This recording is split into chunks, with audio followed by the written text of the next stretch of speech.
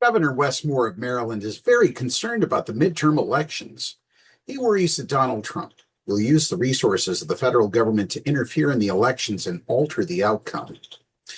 Governor Wes Moore of Maryland said he is very concerned that President Donald Trump will wield the power of the federal government to thwart the midterm elections this fall as the Republican tries to maintain his grip on power during the final 2 years of his administration. In an interview as he becomes chair of the National Governors Association, the potential 2028 Democratic presidential contender ticked through Trump's efforts to restrict voting by mail, obtain voter information from states, and possibly deploy federal troops or agents to polling places. Moore said there was a role for the NGA, a bipartisan group, to ensure states can oversee elections as designed by the U.S. Constitution. I don't think that the president is trying to hide the ball on this, Moore said. It's not even am I concerned about what the president could do. I'm concerned about what he's already doing in broad daylight. Moore's national profile is expanding, and so is speculation about a potential White House bid. The 47-year-old governor's national profile is rising as he assumes the top leadership post for the nation's governors on Saturday, a role once held by Bill Clinton when he was governor of Arkansas. Moore is the subject of frequent speculation that he will announce a presidential run, prospect he rules out, saying he will not get distracted before the November elections. His travel to early presidential testing grounds, such as South Carolina and Nevada, though suggests he may run. Moore is proving himself a savvy digital communicator and crafts an image as a newcomer to politics while voters demand change. The centerpiece of his agenda as NGA chair, a national program to build communities and draw young people into the workforce through service-oriented work, could be a pillar of a future campaign. Service will save us as a society because I know service saved me, he said, recalling his time in the Army. The Service United campaign opens with $10 million in philanthropic support to build on similar work Moore has done in Maryland, including a $5 million expansion of an apprenticeship program in the state announced this week. It's an opportunity to help people with a career path, said Bakara Chokare, the executive vice president and chief health officer at Kaiser Permanente, which is building a youth mental health corps with Service United.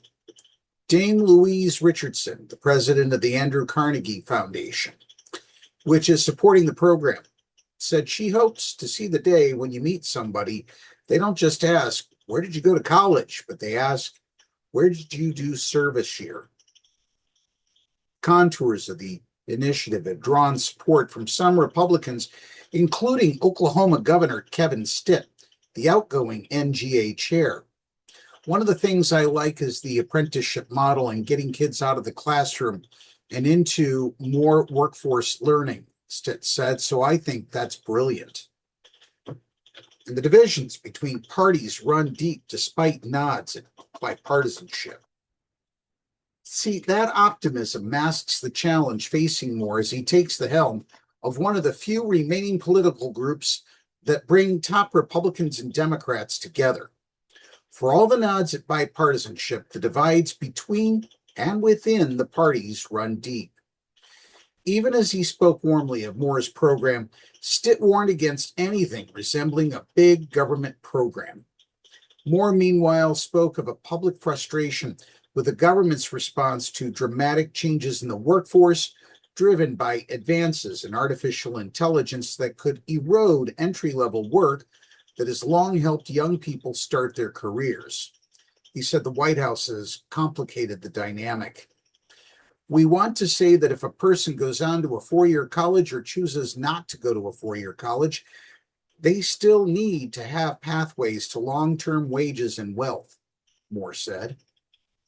What we have seen from the federal government thus far has just been simply executive orders that have told the states to stay out of it.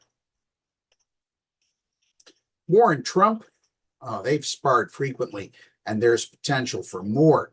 You see, Moore has a challenging relationship with Trump, who sought to bar him and Governor Jared Polis, the Democrat from Colorado, from a White House meeting organized by the National Governors Association earlier this year. The president relented after Stitt intervened, though there is little to suggest that the relationship has recovered, raising the potential of another confrontation at the next NGA meeting, traditionally held in February in Washington.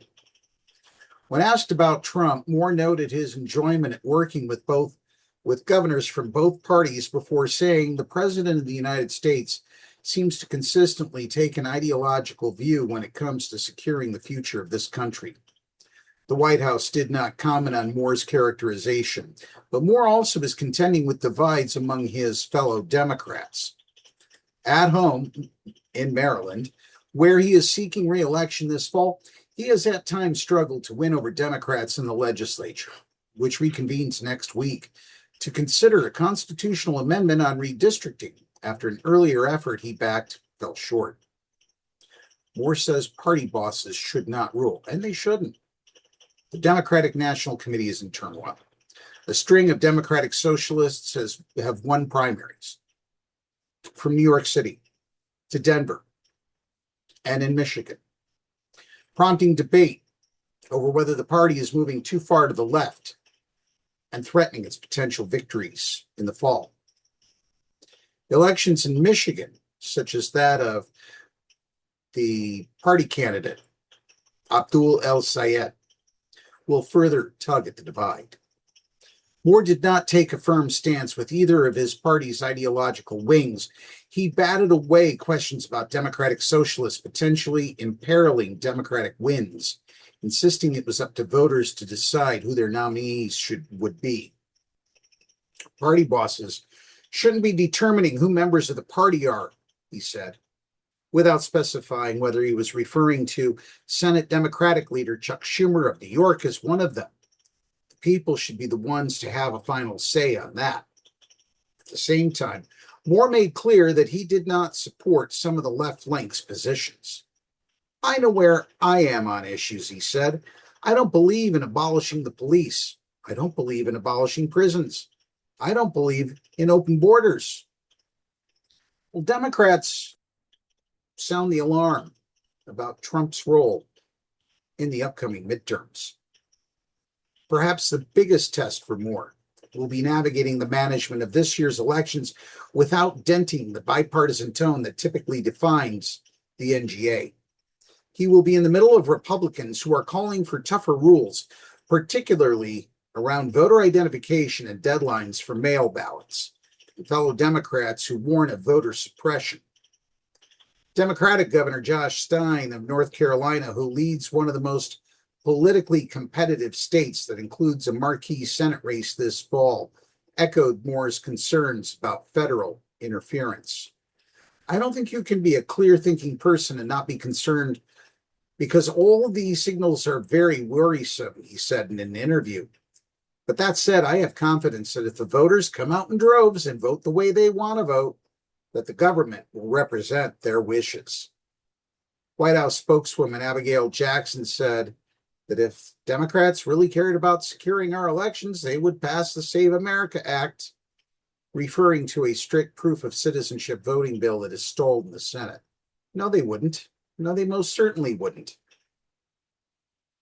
Stitt expressed confidence that states would hold elections without federal intervention while noting his support for the voting bill, but he also rejected federal intervention and said states should control their own elections. Moore said he used to associate states' rights arguments with segregationists like Bull Connor, the infamous public safety commissioner in Birmingham, Alabama, who turned fire hoses and dogs on peaceful protesters during the civil rights era. Now, Moore said, the Trump era has reshaped his view and reinforced the importance of having actually strong governors. Coming up next, we have a story about a rural Virginia school board that changed its rules to block an LGBTQ plus club. We'll be back after these messages from our sponsors. You're listening to PEP Radio.